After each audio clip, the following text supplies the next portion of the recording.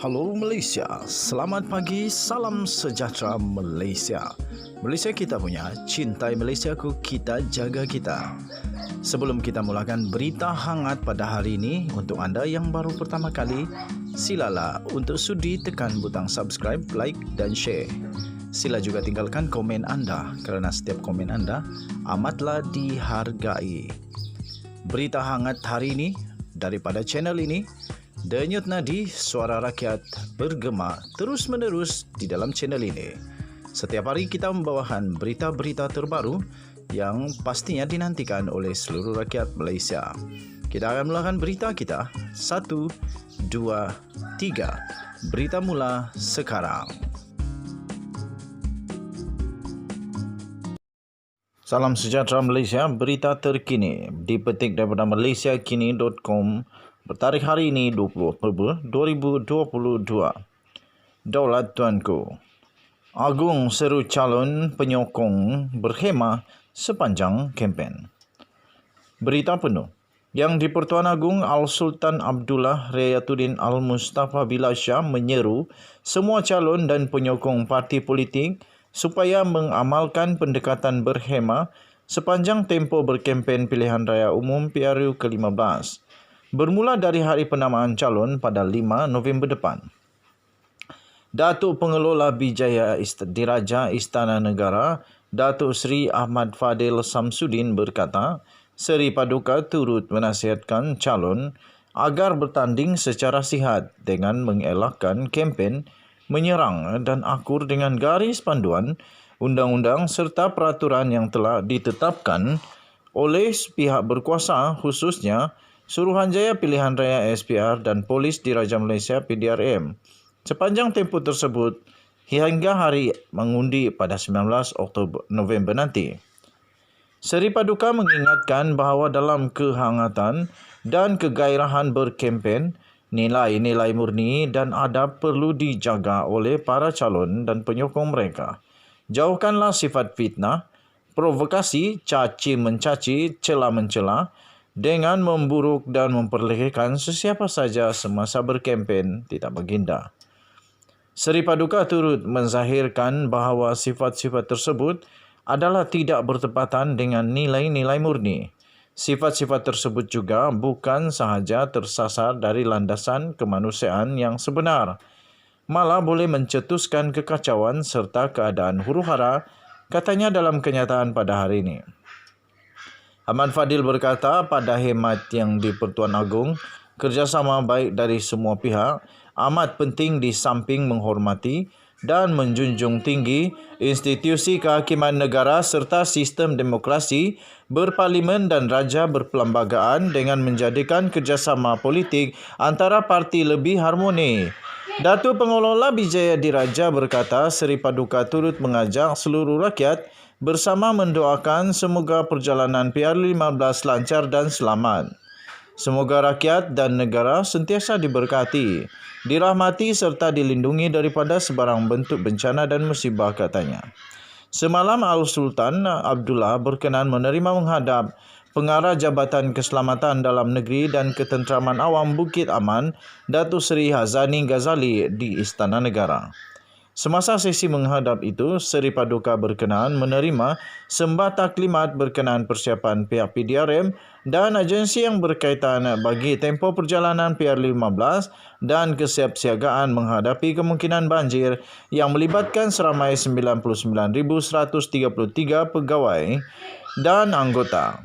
SPRM hari ini mengumumkan 19 November sebagai tarikh pengundian bagi PR15, manakala tarikh penamaan calon pula ditetapkan pada 5 November dan pengundian awal pada 15 November.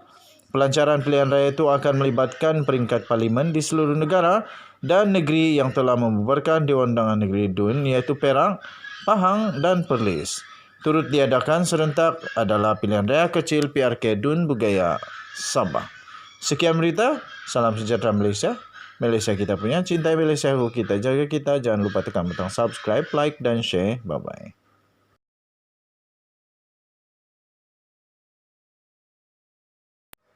Salam sejahtera Malaysia, selamat petang tuan-tuan dan puan-puan yang dihormati sekalian. Denyut nadi suara rakyat bergema di channel ini. Tuan-tuan dan puan yang dihormati sekalian, sekarang ini yang menjadi paling hangat diperkatakan di media sosial adalah tentang huha-huha, cakap-cakap di antara Presiden PAS, Tok Guru Hadi Awang. Saya boleh katakan beliau adalah tokoh agama Islam yang nombor 1 di Malaysia pada ketika ini, tuan-tuan dan puan-puan. Beliau adalah seorang tokoh agama Islam yang pastinya akan memberikan pendapat yang akan memberikan pengaruh besar kepada pengundi-pengundi Islam Melayu di Malaysia. Apa yang berlaku adalah kemarin Tok Guru Hadi Awang memberikan kenyataan yang memang panas. Dia memberikan penjelasan sebab kenapa dia tidak mahu, PAS tidak mahu bekerja sama dengan UMNO.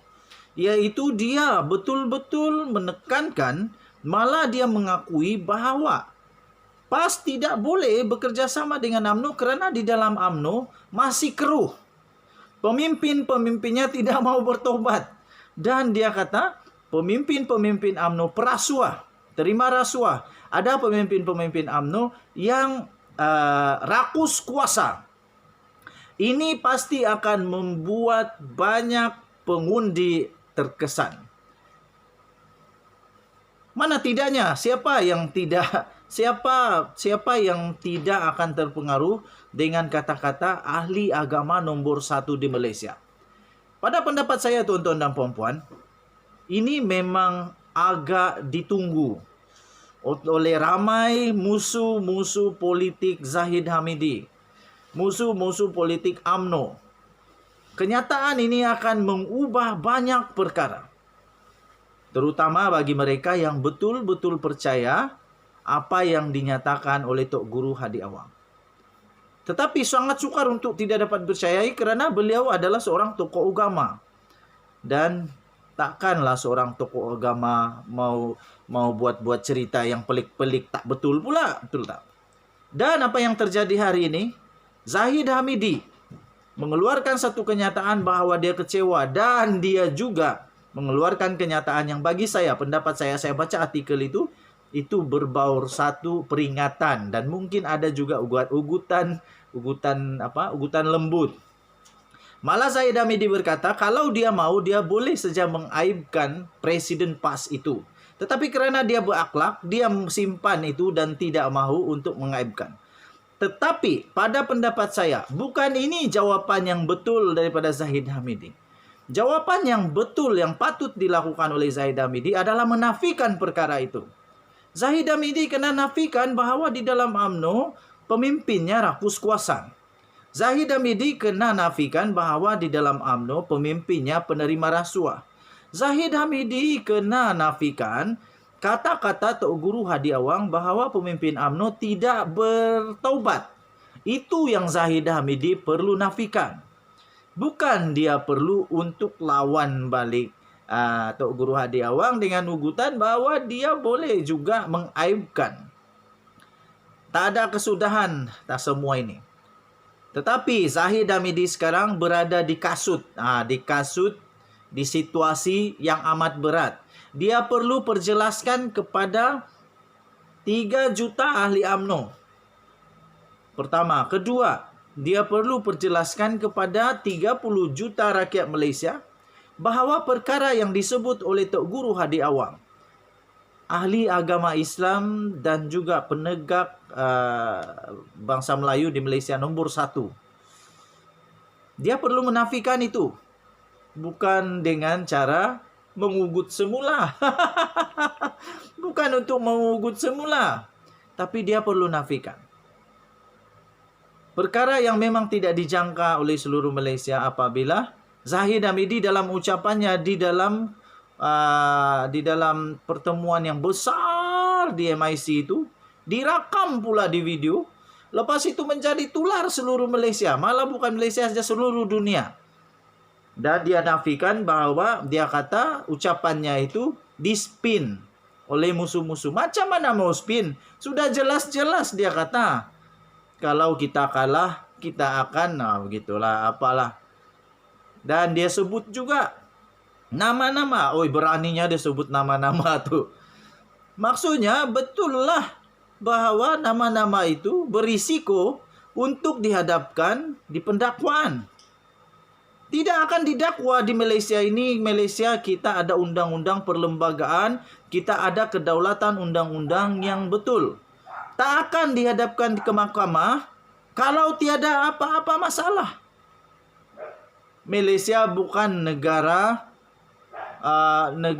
hutan, bukan. Kita bukan haiwan, kita bertamadun. Orang hanya bawa perkara yang perlu di mahkamah. Tak akan ada manusia di dunia ini, terutama di Malaysia secara spesifik, tak akan ada orang di Malaysia ini dengan sembarangan, tak ada apa-apa hal bawa orang pergi mahkamah, dakwa di mahkamah. Kecuali ada angin bertiup, sehingga pokok bergoyang. Istri saya kata, tak akan pokok bergoyang kalau tak ada angin. Zahid Hamidi kenapa takut? Kala PRU, kalau tiada kesalahan. Kecuali memang ada kesalahan yang boleh didakwa. Jadi tuan-tuan dan puan-puan yang dihormati sekalian, saya terus terang, kedua-dua parti UMNO dan parti PAS, saya tidak undi. Kenapa? Kenapa? Sebab belum tahu lagi ada bertanding atau tidak di tempat saya. Kalau ada, terpulang kepada saya lah, mau undi siapa? PAS kah? UMNO kah? Atau apa-apa? Tetapi yang pasti, tuan-tuan dan puan, tidak dapat dinafikan sama sekali bahwa kenyataan daripada Tok Guru Hadi Awang ini akan mempengaruhi undi Melayu Muslim, Melayu Islam di Malaysia. Ini betul-betul panas. Jadi, Zahid Hamidi kena nafikan perkara itu. Jangan ugut balik, nafikan. Nafikan bahwa di dalam UMNO tidak ada itu. Tapi macam mana mau nafi? Benda tu memang sudah ada, cuma seorang sudah masuk penjara lah. Banduan Najib Razak sudah di penjara 12 tahun, 210 juta. Paling best lagi bonus, buy one free one. Suami masuk penjara, istri pun masuk penjara. Terbaik. Belum lagi banduan, bakal banduan. Rosma Mansur, lagi parah. 10 tahun penjara, 10 tahun penjara, 970 juta denda. Macam mana mau cari, aku pun dah tahu. Oke, apa pendapat kamu? Sila komen. Denyut Nadi, suara rakyat terus bergema di channel ini. Minta maaf saya tidak banyak video hari ini, sebab saya sibuk. Kita jumpa lagi. Kita, jaga keluarga, cintai keluarga, jaga anak-anak, jaga istri dengan baik. Kita jumpa lagi pada berita akan datang. Bye-bye.